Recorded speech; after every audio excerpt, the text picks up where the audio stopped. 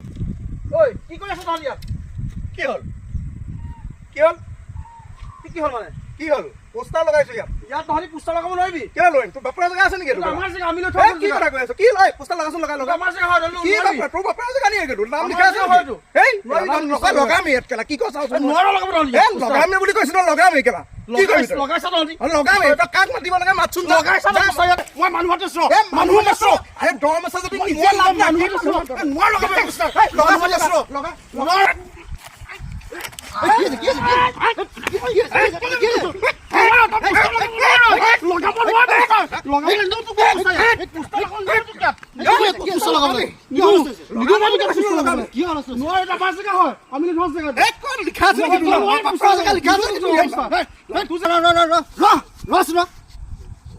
বেলেগে ইলেকশ্যন খেলি ৰজা হ'ব আৰু তহঁতি গাঁৱৰ ল'ৰাকেইটাকে কাজিয়া কৰি কেলে মৰিব লাগে হে এই ইলেকশ্যন আহিব যাব তহঁতি লগৰ গাঁৱৰ ল'ৰাকেইটাক কেলে কাজিয়া কৰি মৰিছ মিছা মিছিকে গাঁওখন হুলস্থুল সৃষ্টি কেলে কৰিব লাগে মিছা মিছিকে হুলস্থুল যে তহঁতি এটা কৰিলি কালি বিপদ এটা হ'লে এতিয়া কোনোবা নেতা আহিবনে চাবলৈ তহঁতক এনেই হুলস্থুল কেলে মৰিব লাগে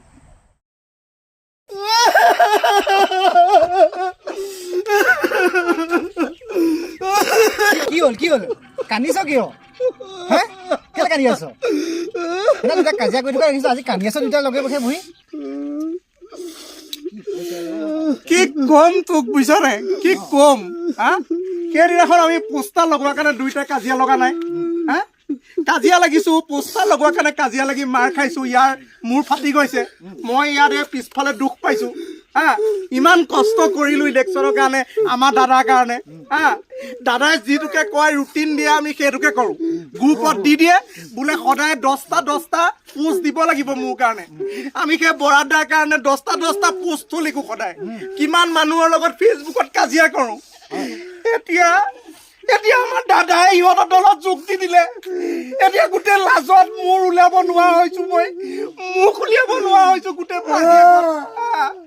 ইমানবোৰ মানুহক গালি পাৰিলো এতিয়া দাদাই ইহঁতৰ দলত যোগ দি দিলে আমাক এৰি থৈ